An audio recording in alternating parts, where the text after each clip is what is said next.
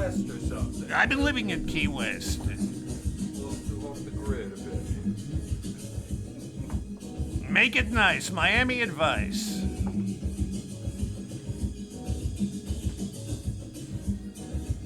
What time is it? Getting there. 7 minutes before we launched the pepper. I used to draw stick figures, I'll tell you. It's incredible.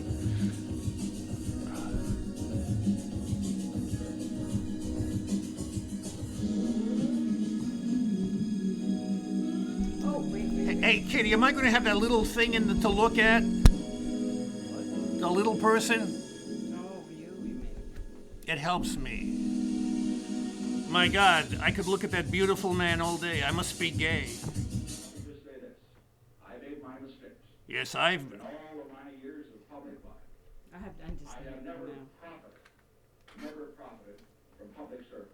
I earned every cent. I know. And all Absolutely. Hello? We're just warming them up out there. You're warming me up right here, I tell you. Frank Perdue could rent this place to cook chicken, so... That's okay. Any weight lost, the camera only puts it back on. You're honest with me? Of course.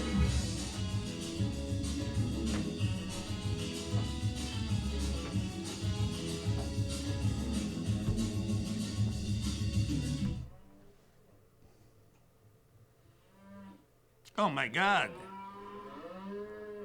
And you were mad at me for sneezing. Somebody's in the bathroom having a terribly hard time. Get him a stool softener immediately.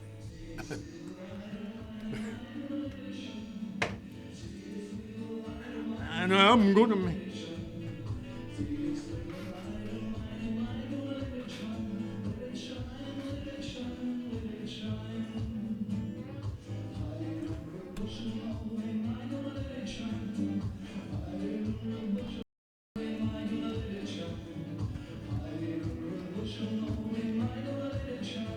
Let it shine, let it shine.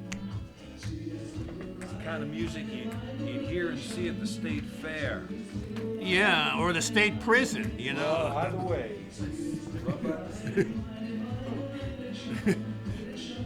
What did you play for? Did you go to State Penn or Penn State? Well, now, you know, it's hard to tell the difference.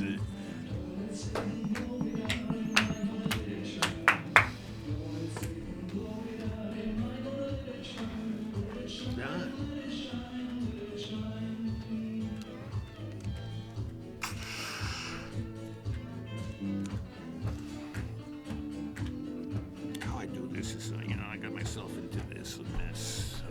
It'll be explained in the book. But it looks overexposed, Richard. Is it? Well, this is what this one here looks like. We could bring it down a little. I did bring it down a little, actually.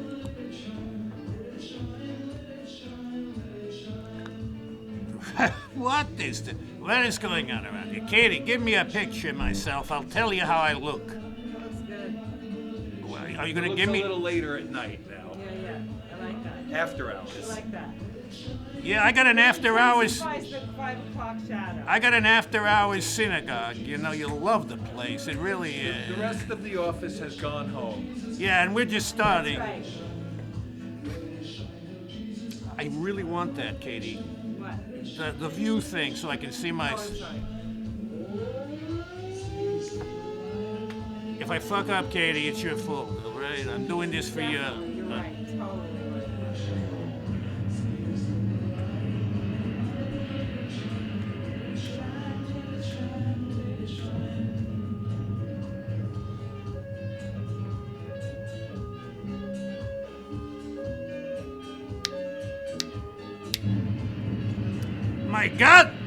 My God, the Blitzkrieg! My God, it's Dutch and Himmel. It sounds like the Six-Day War. I should have had an eye patch to look like Moshe Dayan.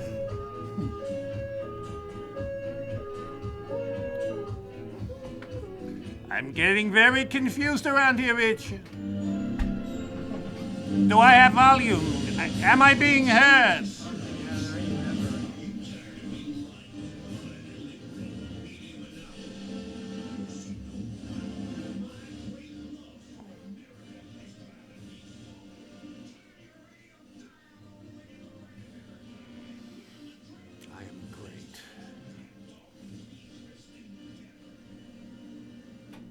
Good evening. Good evening. Preston Pepper cannot be here tonight. He has been called away for important duties by Bubbles McAdoo. He's up at Eagle's Claw tonight helping her with some eBay, and you can imagine the kind of things that are going on there. I should probably introduce myself right now. I'm Rabbi Shelley Feldman.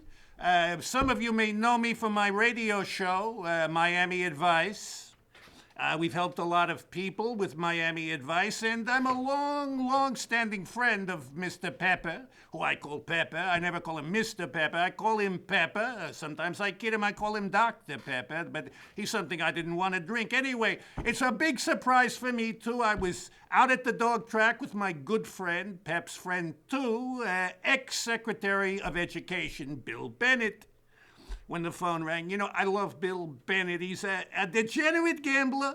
His blood type, in fact, is OTB, and he's a great guy to hang around with, you know. And, well, anyway, I said to Bill, you know, before the phone rang, I said, you know, I hear you went on a vacation to Spain. And he said to me, you know, Rabbi, I did. And I said, did you see the Roman aqueduct in Sevilla? And he said, Rabbi, I didn't know the Romans had a racetrack. So that's the kind of guy he is. I really love him. You know, I love to tell the boy a joke. And the joke I told him was the following. There's a degenerate gambler, very much like Mr. Bennett, and he's a Jewish boy. And he's down to his last $2,000. He's living in a furnished room with his wife, who's about ready to leave him. He's lost everything. And she says, I'm going to leave you, Sam. You're no good. You can't get the horse fever out of your blood. And he says, you're right, Sophie. She says, I'm going to live with my sister out in the 5 towns. And he says, you'll be better off doing that. That's the best thing you could do.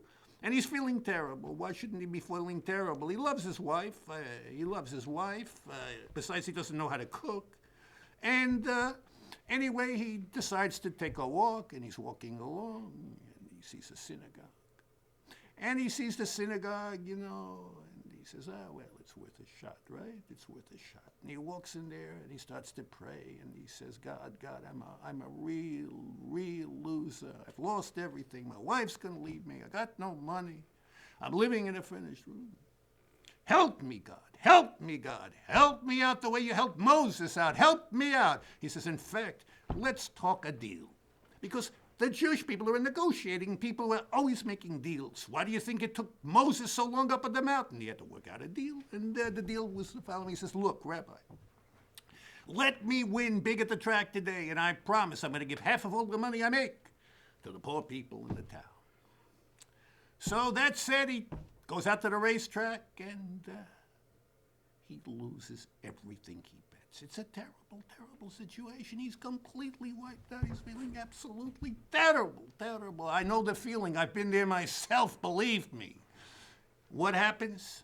His wife is gone. He's sitting in an empty apartment, a letter that says, it could have been special, but you had to blow it with the racehorses and the cards and the gambling. And he goes, my God. And he just doesn't want to sit there and drink up all of the lonesome atmosphere. So he takes a walk down the street. He's on the boardwalk, and what does he see at the end of the boardwalk? Something he's never really noticed before. Why should he notice it? It's a Catholic church.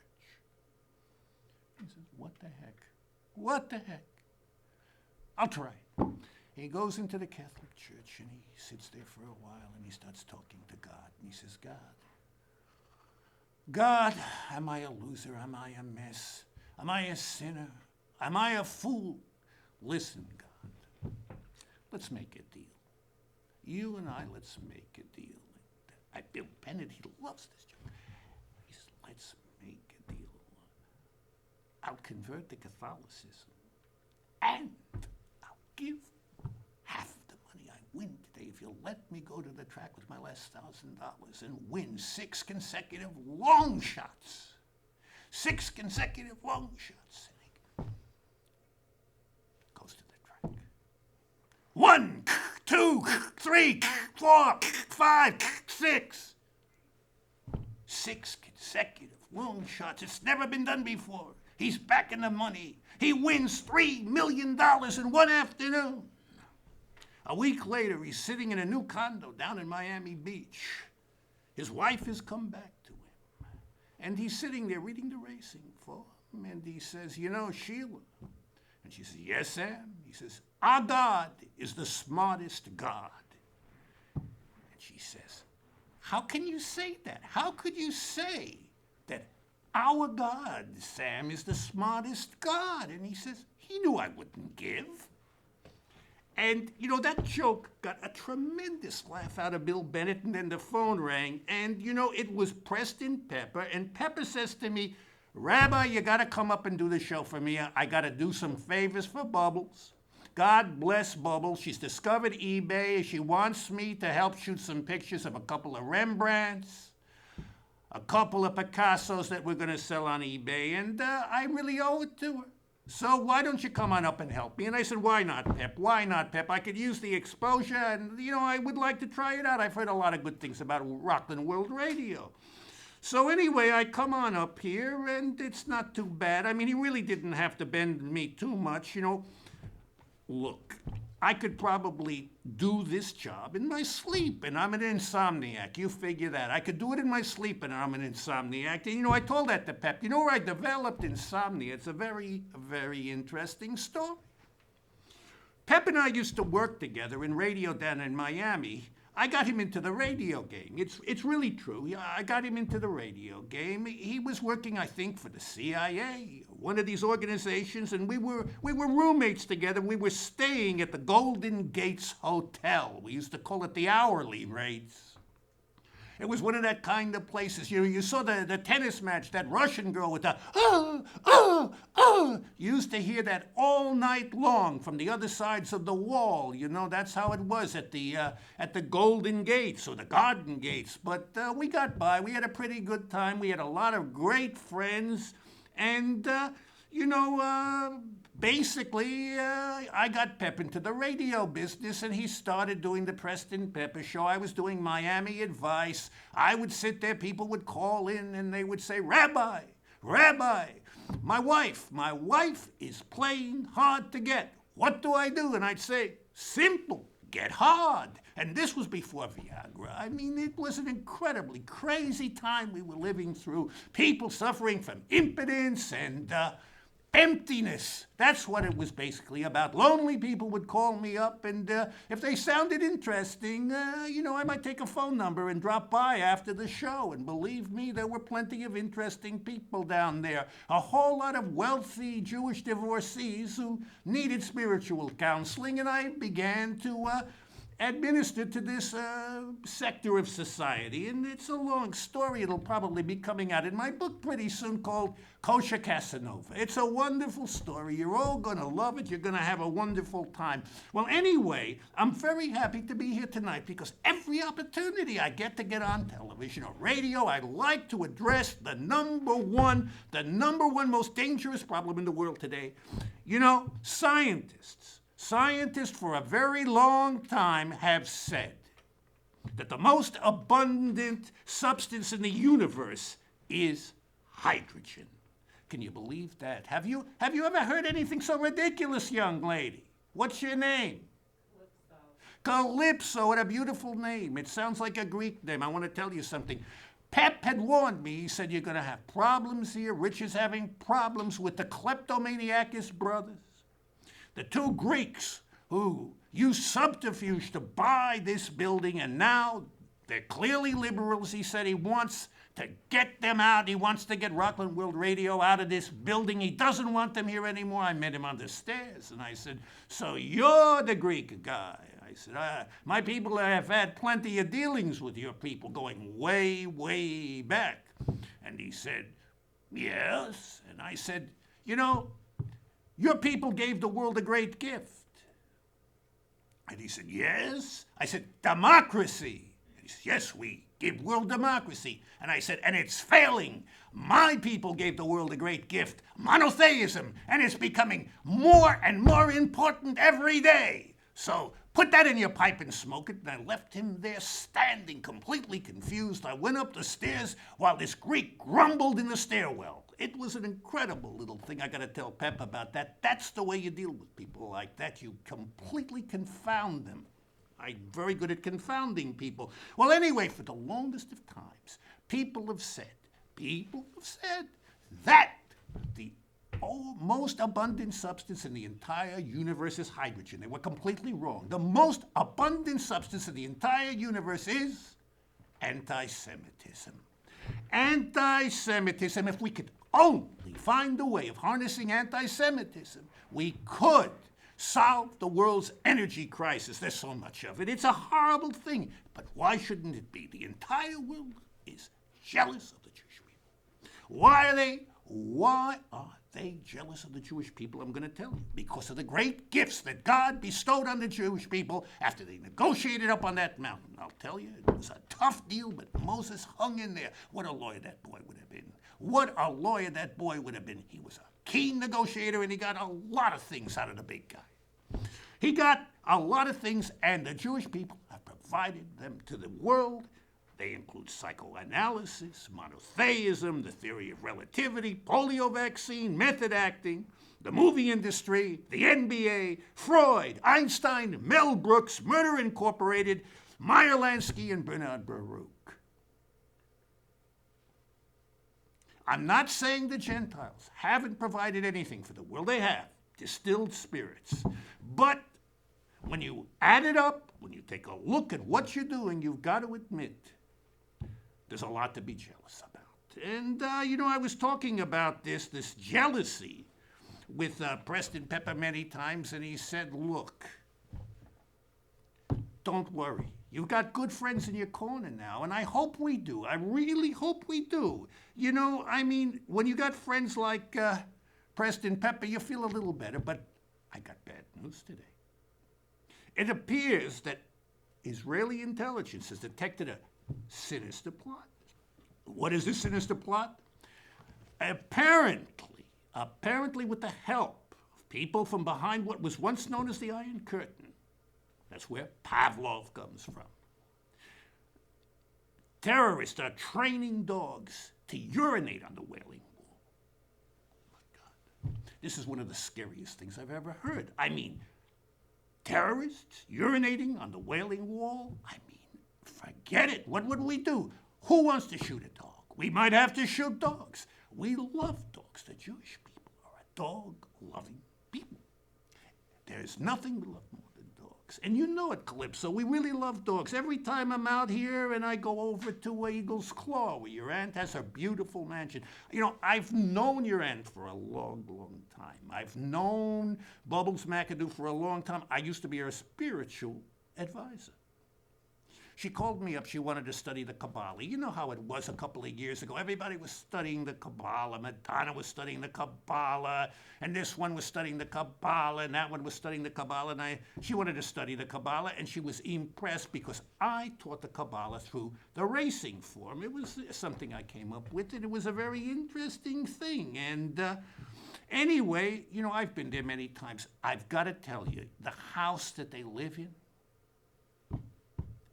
that is a house. I have seen some of the biggest houses in the world, but this house is incredible. You go to Eagle's Claw. Do you realize most people have an Olympic-sized pool? Bubbles has an Atlantic-sized pool. It's that kind of a pool. I'm probably exaggerating a little bit, but not by much. It's a beautiful thing. We were out there, and she was telling me about, her family. Her family were always good friends of the Jewish people. In fact, her grandfather always kept a pet Jew.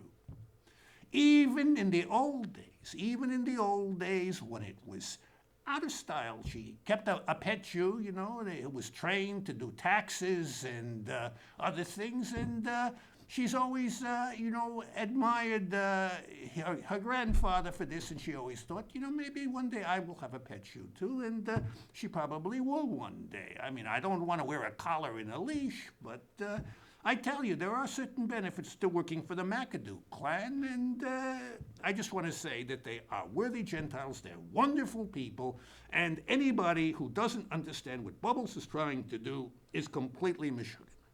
We had a wonderful time out there, and, she told me a very interesting story, in fact. I didn't know this. And it's really incredible that I didn't know this, because if I didn't know the history of my people, then nobody does. But apparently, because of the connections with the The intelligence organizations during the war, when the CIA was the OSS and the McAdoo clan was heavily involved with this kind of operation, she told me that, she said, one of the reasons that the Third Reich collapsed was taxes. And, you know, Preston is, spoken to me about this too. Apparently what happened is when the Third Reich annihilated the Jewish communities all over Europe, there went the best tax lawyers and accountants. It's true, it would happen. You would imagine that this kind of thing would happen. They were completely wiped out. Consequently, when it came to tax time, the Third Reich were just dying under the weight of obsessive taxes. They couldn't support the tax burden, and eventually that's what brought them down. I don't want to see that happen in the United States. Remember this. Heavy taxes, heavy financial burdens brought upon by taxes will wipe out the United States, and I am against taxes of any sort.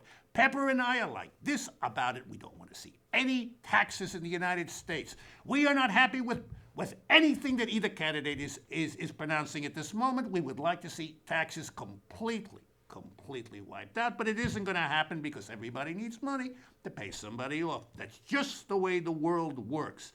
You know, when Bubbles first met me, though, she was a little bit difficult to convince. You know, she was difficult to convince about exactly what I brought to the table. And it's understandable. You know, Bubbles McAdoo could have had anybody brought to her house to serve as spiritual advisor.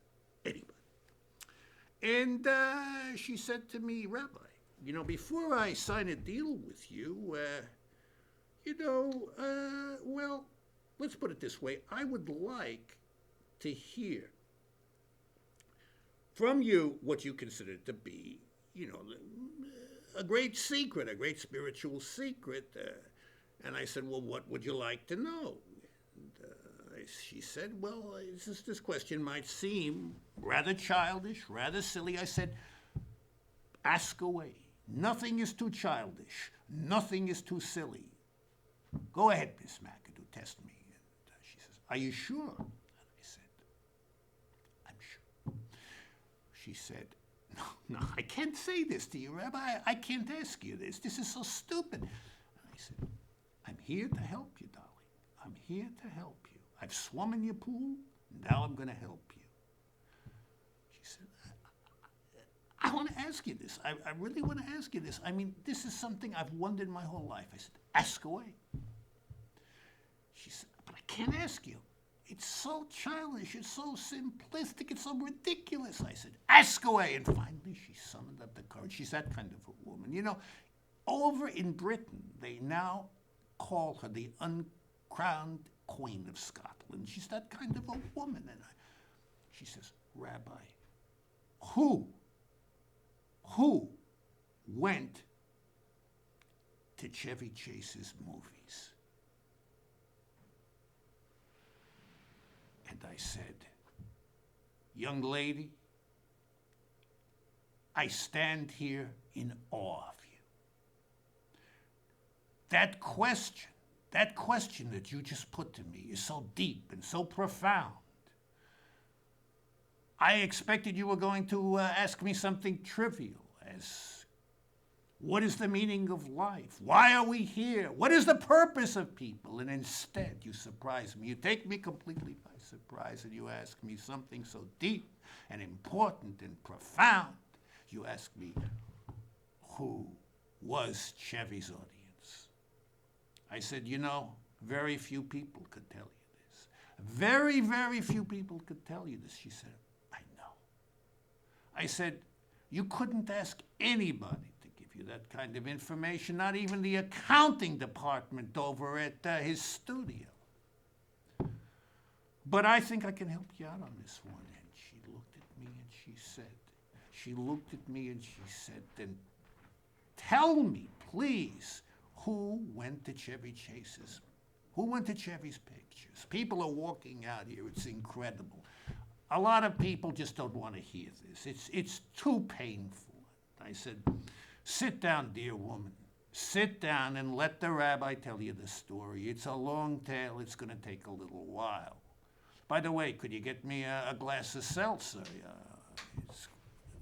So Bubbles sits down in this beautiful Louis XIV chair she's got. It must have been worth a fortune of money. She's that kind of a person. She sits there.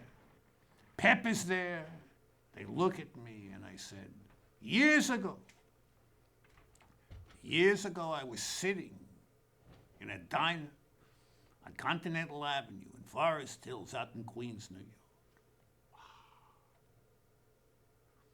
I was just minding my time, looking at the racing form, waiting for OTB to open up, having a cup of coffee.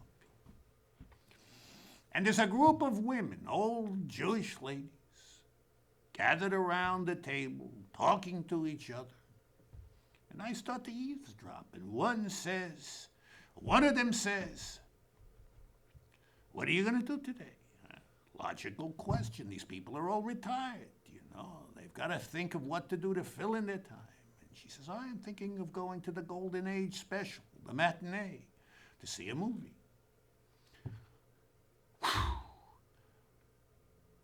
So the other one asks her, well, Ruby, what movie do you think you're going to see? And this is a way back, so I'm going to date myself. And she says, I'm thinking of going to see Driving Miss Daisy.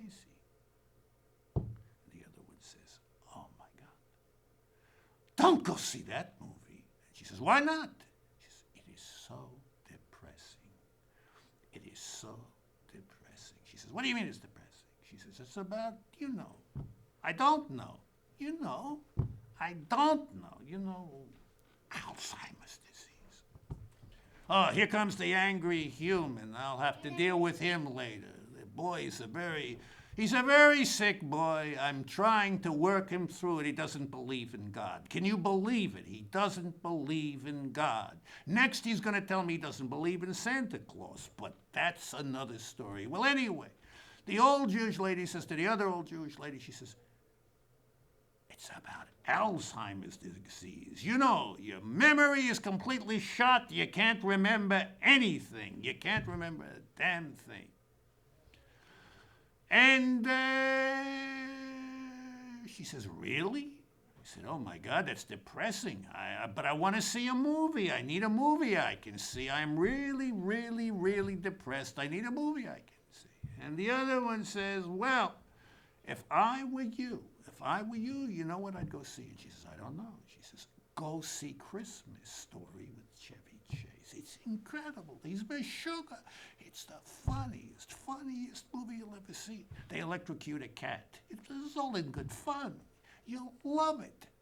She says, I will. He says, that's right. You're going to love it. You go and see that movie, and you know, that's the way I live. I got a philosophy. And the other one says, what's your philosophy? She says, live a little, laugh a little. And you know, I was touched that moment. That's become my philosophy. I live a little, I laugh a little. But Bubbles, I hope that answers your question. Chevy Chase's audience was all Jewish women in Queens, New York. And she just looked at me and she said, Rabbi, you are a man of deep and profound learning. Teach me the Kabbalah. And so I did. And since then, I've been very good friends with the McAdoo family, which has been very, very positive to me because as all the people who listen to my show, Miami Advice, know very well, every year we have a telethon where we endeavor to give every crippled child in America a ballpoint pen. Can you believe that? A ballpoint pen with the intention of enlarging our charitable efforts to the point where 1 year, not only a ballpoint pen, but a pen and pencil set. And the McAdoos have been magnificent. You know, all you have to say to Bubbles is, I need help. And out comes a checkbook, and it's how many zeros, Rabbi? How many zeros? She is a warm, wonderful, and generous woman. And if Pep, I tell you, if Pep wasn't going to marry her, he better marry her because I'll steal her away. She is a treasure, a national treasure. Bubbles McAdoo is one of the most incredible people I've ever met. And that's basically the story of how I became good friends with Bubbles. And I knew Pep from before when he was kicking around Miami looking for a career. I said, you got the perfect face for radio, Pep, I told him. And he said, Rabbi, you think so? And I said, believe me, you'll look just great on radio. And we're old friends, and I'm glad I could come in and fill in for Pep tonight. I know it's not exactly what you expected, but hey, life is full of surprises, isn't it? I mean, we've covered a few things tonight, and we've left other things uncovered. I'm sure Pep will come back one of these days and fill you in on those things. I just want to say, though, it's been wonderful being here, and if you need any advice, you know what to do. You listen to my show, Miami Advice, and I'll tell you what to do. I am very good at that. That's what I am paid the big money for by the McAdoo Foundation, and I just want to say that an election is coming up, and there's going to be a special program here. I will not be part of it. I'll be back in Miami with my friends, and but Pep will be back, and he is going to explain things about the American political miasma that you probably never even guessed were happening. So that's all I've got to say tonight, and I'm going to leave you, and I hope to see you again sometime if Pep is ever in trouble or has to help his beautiful lady out with eBay. Good night. You owe me big time.